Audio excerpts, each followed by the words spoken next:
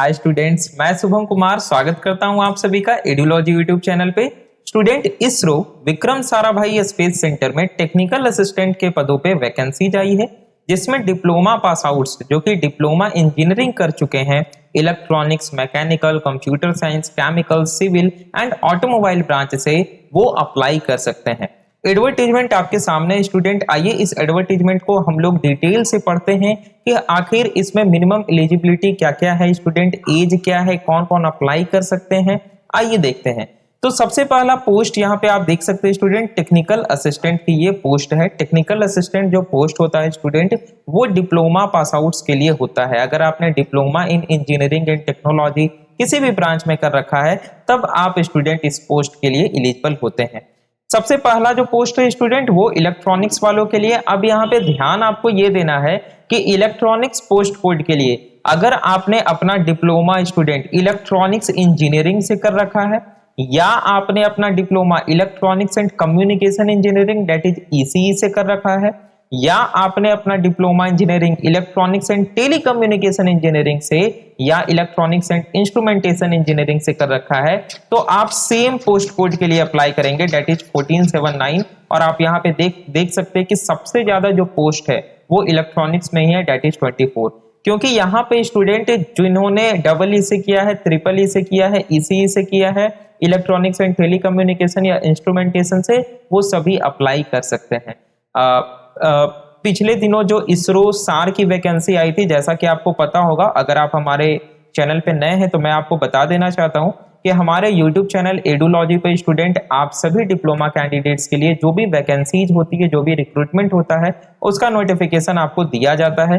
तो स्टूडेंट आप यहाँ पे देख सकते हैं, मैंने वीडियो अपलोड की थी इसरो सार रिक्रूटमेंट 2023, और इसका भी एप्लीकेशन अभी ओपन ही है स्टूडेंट, तो आप लगे हाथ इसको भी भर दीजिए अगर आपने अपना डिप्लोमा कंप्लीट कर रखा है तो यहाँ पे क्या है कि ईसीई के लिए अलग पोस्ट है, इलेक्ट्रॉनिक्स के लिए अलग पोस्ट है, इलेक्ट्रॉनिक्स एंड टेलीकम्युनिकेशन के लिए अलग पोस्ट है। लेकिन अगर हम बात करें स्टूडेंट की आज जो हमारा फॉर्म आया है इसरो बीएसएससी का, यहाँ पे सारे को इसी पोस्ट कोड के लिए अप्लाई करना है। स्टूडेंट यहाँ पे आपको सबसे ज्यादा मेन ध्यान ये रखना है कि आपका जो डिप्लोमा का डिग्री है वो फर्स्ट क्लास में होना चाहिए सारे ब्रांचेज के लिए। आप मैकेनिकल के हो, सीएस के हो, ईसीई के हो, ट्रिपल ई के हो, स्टूडेंट आपका डिप्लोमा फर्स्ट क्लास का मतलब क्या होता है कि मिनिमम 60% तो होना ही चाहिए। आपका जो फाइनल 6 का मार्कशीट होगा ना, जो पूरा मिला करके बनता है कैलकुलेट करके, मिनिमम 60% होना चाहिए, फर्स्ट क्लास डिग्री होनी चाहिए आपकी। दूसरा यहाँ पे स्टूडेंट मैकेनिकल में 20 सीट्स है। यहाँ पे आप देख सकते हैं कैटेगरी वाइज, यूआर में 11, ओबीसी में 6, एससी में 1, ईडब्ल्यूएस में 2। और यहाँ पे मैकेनिकल में अगर किन्हीं ने अपना डिप्लोमा प्रोडक्शन इंजीनियरिंग में कर रखा है तो वो भी अप्लाई कर सकते हैं। ऑटोमोबाइल वाले ध्यान दीजिए, आप यहाँ पे अप्लाई नहीं करेंगे, आपके लिए अलग पोस्ट कोड है। मैकेनिकल पोस्ट कोड में केवल मैकेनिकल वाले और केवल प्रोडक्शन इंजीनियरिंग वाले कैंडिडेट्स अप्लाई करेंगे। स्टूडेंट यहाँ पे मेन बात यह है कि कंप्यूटर साइंस वालों के लिए भी वैकेंसी आई है। जी हाँ, बिल्कुल। मुझे लगता है 2019 में 21 में एग्जाम हुआ था कंप्यूटर साइंस वालों का, जो कि 2019 में वैकेंसी आई थी बीएसएससी की। तो 19 के बाद सीधा यहाँ पे 2023 में वैकेंसी आया है कंप्यूटर साइंस का।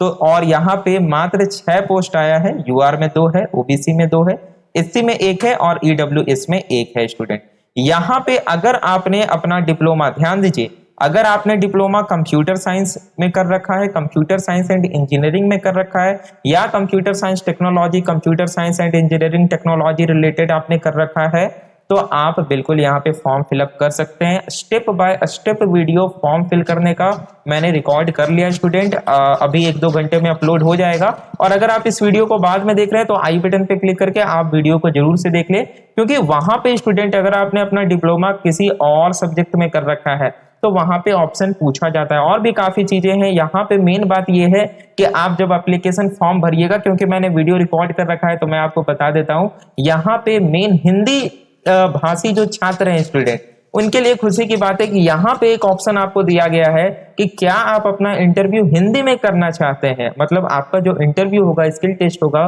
क्या आप हिंदी में कराना चाहते हैं, तो यहाँ पे यस ऑप्शन हिंदी भाषी के जो छात्र हैं वो सिलेक्ट कर सकते हैं। ठीक है। देखिए कंप्यूटर साइंस वालों का वर्क क्या होता है इसके बारे में तो मैं कंप्यूटर साइंस का टीचर ही हूं, तो मैं आपको समय समय पे बताते रहूंगा। हालांकि यहाँ पे आपको थोड़े बहुत प्रोग्रामिंग करने होते हैं और कंप्यूटर नेटवर्क ऑपरेशंस बेसिकली ज्यादा आपको करना होता है। आगे हम बात करें स्टूडेंट तो केमिकल, जिन्होंने अपना डिप्लोमा केमिकल इंजीनियरिंग में कर रखा है वो स्टूडेंट इस पोस्ट कोड के लिए अप्लाई कर सकते हैं। सिविल वालों के लिए यहाँ पे 3 सीट है स्टूडेंट। सिविल में ध्यान देना है, यहाँ पे सीधा लिखा हुआ है first class diploma in civil engineering. यहाँ पे रूलर या ऐसा कोई कॉन्सेप्ट नहीं है, तो स्टूडेंट आप अप्लाई कर सकते हैं, कोई प्रॉब्लम नहीं है। अगर आपने अपना डिप्लोमा सिविल रूलर में कर रखा है तो कोई प्रॉब्लम नहीं है, आप यहाँ पे एलिजिबल हैं। रेफ्रिजरेटर एंड एसी करके एक ब्रांच है स्टूडेंट, तो इसमें केवल एक पोस्ट है। अगर कोई ऐसे कैंडिडेट्स हैं तो आप अप्लाई कर सकते हैं। ऑटोमोबाइल वाले ध्यान दीजिए भाई, यहाँ पे थोड़ा सा एक ही सीट आपके लिए, लेकिन कोई बात नहीं, ऑटोमोबाइल के ज्यादा कैंडिडेट्स नहीं होते हैं, तो आपको इस पोस्ट कोड के लिए अप्लाई करना है अगर आपने अपना डिप्लोमा ऑटोमोबाइल इंजीनियरिंग में कर रखा है तो। चलिए, साइंटिफिक असिस्टेंट के लिए भी एक पोस्ट है स्टूडेंट। केमिस्ट्री के लिए अगर किन्होंने अपना बीएससी केमिस्ट्री में कर रखा है वो अप्लाई कर सकते हैं। और लाइब्रेरी असिस्टेंट के लिए एक पोस्ट है यहाँ पे, ठीक है। चलिए, नाउ अब हम बात करते हैं स्टूडेंट कुछ इंपॉर्टेंट इंस्ट्रक्शंस की। सबसे पहली बात कि अप्लाई कैसे करें भाई, तो अप्लाई करने का स्टेप बाय स्टेप प्रोसेस मैंने लास्ट में पेमेंट करके प्रिंट भी कर दिया है। फॉर्म आई बटन पे लिंक दिया गया है, वहां पे क्लिक करके आप देख सकते हैं। 2 मई से स्टूडेंट ये अप्लाई होना स्टार्ट हो चुका है और 16 मई इसका लास्ट डेट है अप्लाई करने का। इसरो सार का भी 16 मई लास्ट डेट है, तो आप सभी दोनों फॉर्म को अप्लाई करें और दोनों एग्जाम दे जाकर, ठीक है। आपको वीएसएससी के ऑफिशियल वेबसाइट पे जाकर के अप्लाई करना होगा स्टूडेंट। और यहाँ पे जो सबसे इंपॉर्टेंट बात है वो ये है स्टूडेंट कि जो टेक्निकल असिस्टेंट जॉब है ये ग्रुप बी का जॉब है। और यहाँ पे अगर अप्रोक्सीमेट सैलरी देखा जाए तो लिखा हुआ है यहाँ पे 70,900 यानी कि 70,900 रुपए पर मंथ। तो यहाँ पे स्टूडेंट आप समझ सकते हैं कि सैलरी की वो पूछने वाला ही नहीं है कोई, इतना ज्यादा सैलरी यहाँ पे दिया जाता है। मिनिमम एज यहाँ पे आपका 18 साल होना चाहिए। अब 18 साल कब होना चाहिए, तो ये आपको ध्यान देना है कि 16 मई 2023 16 मई 2023 ये आपका स्टूडेंट डेट है। इस डेट तक अगर आपका 18 साल पूरा हो जाता है तब आप इस फॉर्म को अप्लाई कर सकते हैं। ओबीसी के जो कैंडिडेट्स हैं, जो रिजर्वेशन चाहते हैं, उनको ध्यान ये देना होगा, और डीआरडीओ में काफी सारे स्टूडेंट इसके कारण रिजेक्ट हुए हैं, तो ध्यान आपको ये देना है कि जब आप फॉर्म अप्लाई कर रहे हैं उस समय आपके पास ओबीसी का सर्टिफिकेट सेंट्रल गवर्नमेंट फॉर्मेट में होना चाहिए। सीधी सी बात, जब आप अप्लाई कर रहे हैं उस समय होना चाहिए, ठीक है। और बाद में तो आप लेटेस्ट वाला बनाएंगे ही जब आप स्किल टेस्ट में मांगा जाएगा तो। ईडब्ल्यूएस के लिए भी स्टूडेंट सेम कॉन्सेप्ट लागू होता है। जब आप फॉर्म अप्लाई कर रहे हैं उस समय आप ईडब्ल्यूएस कैटेगरी में हैं या नहीं ये प्रूफ आगे मांगा जाता है, ठीक है। तो आपका अभी बना हुआ होना चाहिए। ओबीसी और ईडब्ल्यूएस वाले ध्यान देंगे। चलिए, सिलेक्शन प्रोसेस की बात करें स्टूडेंट तो मैंने इसरो सार में भी डिस्कस किया था। इसरो का जितने भी उसके ऑर्गेनाइजेशन है, सार हो, बीएसएससी हो या आईएसएसए हो, जो भी स्टूडेंट टेक्निकल असिस्टेंट का एग्जाम लेती है 80 एमसीक्यूज आपसे पूछे जाते हैं, ठीक है। 80 बहुविकल्पीय प्रश्न आपसे पूछे जाते हैं। 90 मिनट का आपको इसमें समय दिया जाता है, तो 10 मिनट तो आप सीधा काट दीजिए, इधर उधर होता है। 80 मिनट आप एक तरह से कंसीडर कर सकते हैं अगर फॉर्मली देखें तो। चलिए, यहाँ पे निगेटिव मार्किंग है, खास ध्यान आपको ये रखना है। डीआरडीओ में निगेटिव मार्किंग नहीं होता है, लेकिन यहाँ पे अगर आप एक क्वेश्चन सही करते हैं तो आपको 1 नंबर मिलेगा। अगर आप गलत करते हैं तो 0.33 मार्क्स आपका काट लिया जाएगा, तो ये आपको ध्यान में रखना है। पास क्राइटेरिया यहाँ पे ये केवल पास के लिए लिखा होता है, हालांकि ये क्वालिफाइंग मार्क्स नहीं है। क्वालिफाइंग मार्क्स ये बताएगा कट ऑफ से आपका पता चलेगा, ठीक है। अब यहाँ पे आपको ध्यान ये देना है कि डीआरडीओ में केवल 2 एग्जाम होता है, एक टीयर 1 एक टीयर 2 होता है, लेकिन वहां पे कोई भी इंटरव्यू वगैरह या स्किल टेस्ट नहीं होता है। यही अगर हम इसरो की बात करें तो यहाँ पे टीयर 1 टीयर 2 कुछ नहीं होता है, यहाँ पे केवल एक एग्जाम होगा। अब उस एग्जाम का सिलेबस क्या होता है, प्रीवियस ईयर क्वेश्चंस, वो सारे स्टूडेंट्स आपको टेलीग्राम ग्रुप में मिलेंगे। आप सभी टेलीग्राम ग्रुप को जरूर ज्वाइन कर ले, @ISRO बैच। इसका जो लिंक है मैंने डिस्क्रिप्शन में दे रखा है स्टूडेंट, आप सभी इस टेलीग्राम ग्रुप को ज्वाइन करें, आपको यहाँ पे सिलेबस, प्रीवियस ईयर क्वेश्चंस वगैरह सारे मिल जाएंगे। देखिए, स्किल टेस्ट में क्या होता है स्टूडेंट, जब आप टीयर 1 क्वालिफाई कर जाएंगे उसके बाद आपको स्किल टेस्ट के लिए बुलाया जाएगा और 1:5 में बुलाया जाता है। अगर एक सीट है तो 5 कैंडिडेट्स को ही स्किल टेस्ट के लिए बुलाया जाएगा, लेकिन मिनिमम 10 कैंडिडेट्स आएंगे। अगर एक सीट है तो 10 को बुलाया जाएगा, 2 भी है तो 10 को बुलाया जाएगा, 3 सीट है तो 15 को बुलाया जाएगा, इस प्रकार से। ठीक है, स्किल टेस्ट जो होता है स्टूडेंट, ध्यान देना है, वो क्वालिफाइंग इन नेचर होता है। मतलब आपका जो फाइनल सिलेक्शन होगा वो स्किल टेस्ट पे नहीं होगा, यहां पे कंफ्यूजन होता है। जो फाइनल सिलेक्शन होता है वो रिटन टेस्ट के बेसिस पे होता है, स्किल टेस्ट के बेसिस पे नहीं होता है। स्किल टेस्ट जो होता है स्टूडेंट, ये होता है केवल क्वालिफाइंग इन नेचर। आप स्किल टेस्ट क्वालिफाई कर गए, उसके बाद जो रिटन टेस्ट में आपका मार्क्स आया है उसके बेसिस पे स्टूडेंट क्या होगा, आपका सिलेक्शन होगा। मान लिया जाए 2 लोगों का रिटन टेस्ट में मार्क्स सेम आ गया, तो यहाँ पे पता है कौन सा कॉन्सेप्ट अपनाया जाता है, बिल्कुल सही कॉन्सेप्ट अपनाया जाता है कि जिनका एकेडमिक्स में अच्छा स्कोर है, ध्यान दीजिए यहाँ पे, है ना, आगे कहीं पे लिखा हुआ होगा,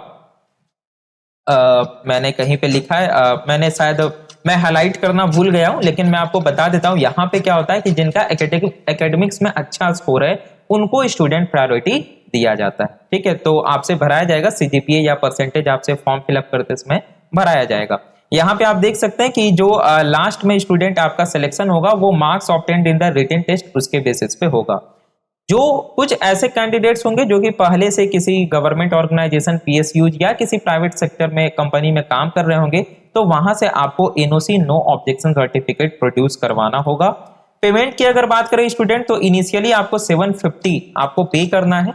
अगर आप महिला हैं, एससी एसटी कैंडिडेट से, पीडब्ल्यूबीडी है, तो आपको ये 750 रिटन टेस्ट देने के बाद रिटर्न आ जाएगा, रिफंड आ जाएगा। अगर आप वो नहीं है यानी ओबीसी हैं या अगर आप जनरल कैंडिडेट से, तो आपको 500 रुपया रिफंड कर दिया जाएगा अगर आप रिटन टेस्ट में देने के लिए जाते हैं तब। ठीक है, एप्लीकेशन यहाँ पे आपका केवल और केवल ऑनलाइन ही स्टूडेंट यहाँ पे एक्सेप्ट किया जाएगा, ऑफलाइन एक्सेप्ट नहीं किया जाएगा।